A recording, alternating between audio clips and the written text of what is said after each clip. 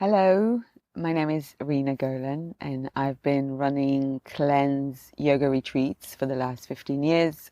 Most of the information is based on yoga and Ayurvedic principles, but I also worked with raw food traditions, like Gabrielle Cousins was one of my teachers. So I kind of combined, and I will explain a bit more about it later. But basically, this course is going to have 5 videos. And in this video, the first one is going to be about the preparation and how to prepare yourself and to create a space of a retreat, even though you do it at home, but you can kind of create a more nourishing space so you can really allow the body to do what it's supposed to do, which is cleansing and detoxifying and rejuvenating. So what we're going to do now in this video is the preparation, and then you will have a video with meditation. There will be a video with asanas, with yogic postures that can help boost your liver and the lymphatic system and obviously the nervous system. And then you're going to have one video about the dinacharya, which is a daily routine and kind of how to work with the circadian rhythm and to get the best of the day, basically. And then the fifth one will be the kind of the closing of the retreat. So just going to give you a bit more ideas of how to integrate it in your life and how to take it forward and how to kind of, take care of yourself as you're coming out of the process. I will also talk I will explain it here also about the formulas that you can use to enhance the process. Okay, but let's first start with what is a cleanse and the difference between maybe cleanse and a detox. So detox is a bit more, can be a bit more harsh experience in some traditions like Chinese medicine. And even in Ayurveda, they don't like it to be too strong on the body. So there is always a process of preparation, elimination, and rejuvenation. So also building up again.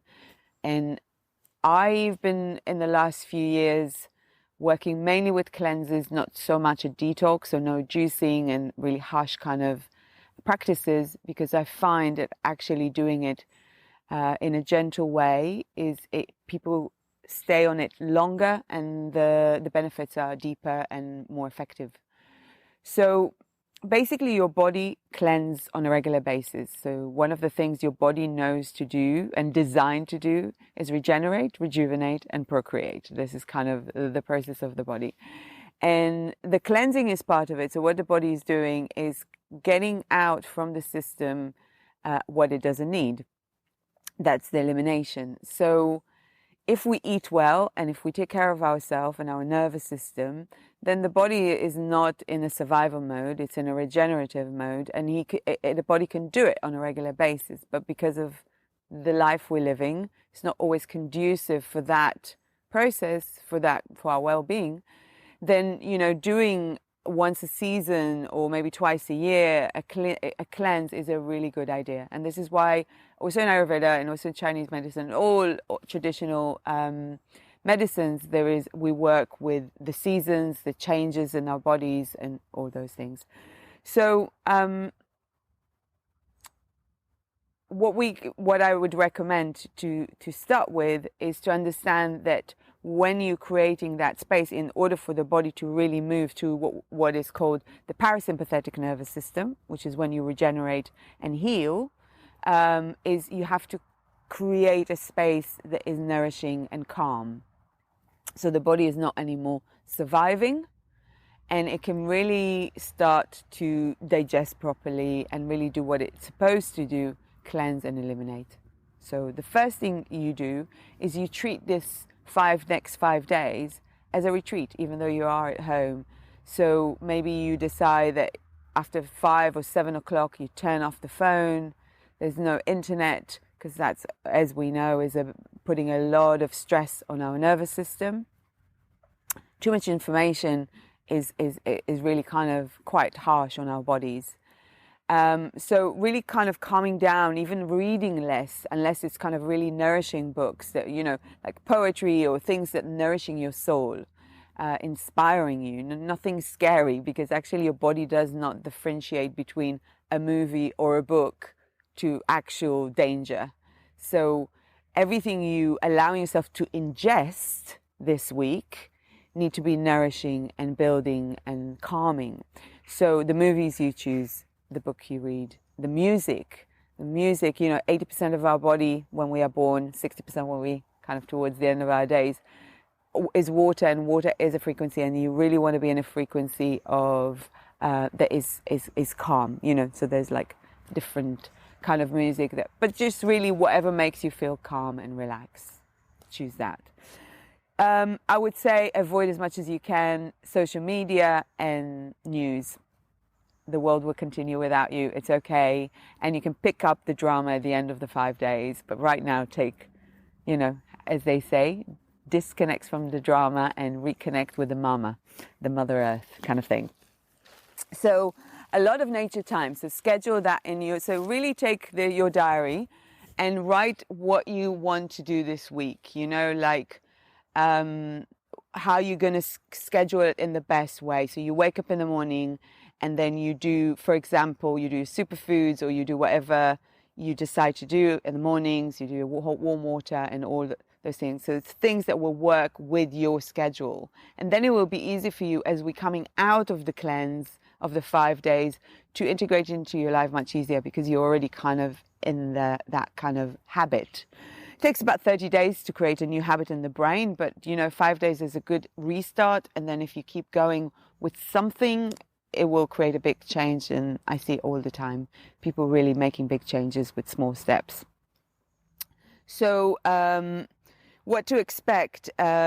Basically, I will also post some PDFs with recipes, and I also, one of the things I do is a formulas, which you can purchase or not. You could do the 5 days without it, but if you want to go really deep and get the most out of it, then it's things that those formulas I've been working with them and designing them for the last 15 years, and they work really, really well. They've got superfoods in it, which I usually recommend to do in the mornings. And then you have adaptogens, which are herbs that helps us to adapt to changes, and they're only in nature. And most of them come from India and China, not because we don't have it in the West, it's because we lost the knowledge and we don't have adaptogens that we know about in the West, except one that I also have in the package, which is the Chaga tea, which is mushrooms. The one that I use is wild harvested in Scotland. It grows on birch trees, and it's a beautiful adaptogen. It's medicinal mushrooms, and it's really helping to calm down, lower inflammation and candida and all those things a lot of us struggle with.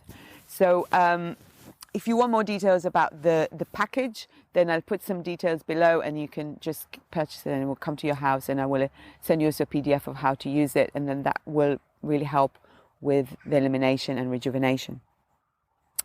So another important part in the yogic tradition it's called Svadhyaya, so it's self-study. So we also use this time to reflect. So it's not only a physical process, it's also a mental and a spiritual process. So we take the time to really take care of our bodies and ask questions, like a really good Svadhyaya, which you can write yourself, and that could be your inquiry for this week when you meditate, is what nourishes me in my life? What helps me and deepen my sense of well-being? What is well-being for me? When do I feel, what experience is taking me into a space in which I feel nourished, calmed, and that I make a decision from reflection and not from reactions. So that could be your kind of theme for the week. So that's the mind, and it's really important. This is why I like doing this on so many levels, because like the cleanse and the eating well take care of the body, and the herbs and the formulas take care of the body, and then we have the mind is being nourished by the Svadhyaya, by the inquiries, by the reflections and the meditations, and then movement and reconnection with nature is a major one. because we are nature. And as we come back home, we feel more home, and that's actually a state of well-being. So definitely thinking about when you're going to schedule your morning walks, and, you know, maybe sitting under a tree and doing your reflection, maybe doing some intuitive writing, you know, the classic, what do you call it, the artist way, you know, the 3 morning pages is just work. It works for 30 years for everyone that ever did it. It will work for you. Try to do 3 morning pages, just write intuitively, just whatever comes for you. And that helps to detoxify the mind, because a lot of the time the mind holds into information that it thinks it's really essential. And if you put it into paper, then it will start, you know, more inspiration can come through, and creativity, and things that are a bit more conducive for your well-being than just remembering what you need to do tomorrow. So one of the things is that we really want in order to help the body to do what it's supposed to do, which is detoxify and cleanse and rejuvenate and regenerate, is to eat more simple food. And this is the in the recipe page, you have all of that, and that can take you through it. Also, when we eat less, because the digestive system taking a lot of the body's energy, it's actually the most expensive system in the body. So when we eat less, all this energy can go into regeneration and healing. So it's kind of a very precious energy that we can use now. So we're going to simplify the food. And what we're doing is, the first day you're eating 3 meals. The second day you eat 2 meals. The middle week we're going to do fluid only if you can. If not, choose what works for you. You could do 2 meals, you could do 3 meals the whole 5 days. Doesn't matter. If you still follow those recipes and you use the formulas and you do all those practices I've been suggesting, you will feel amazing by the end of the week. So you don't have to go deeper than what you feel comfortable with, because actually then it's stressful on the body and then you don't get the benefits. So you could do 3 meals for 5 days. You could do 3 meals, 2 meals, 0 meals, 2 meals, 3 meals. That's kind of the protocol I've been working with, but you could change it as you go along. You know, you could just decide, no, actually 2 meals works better for me.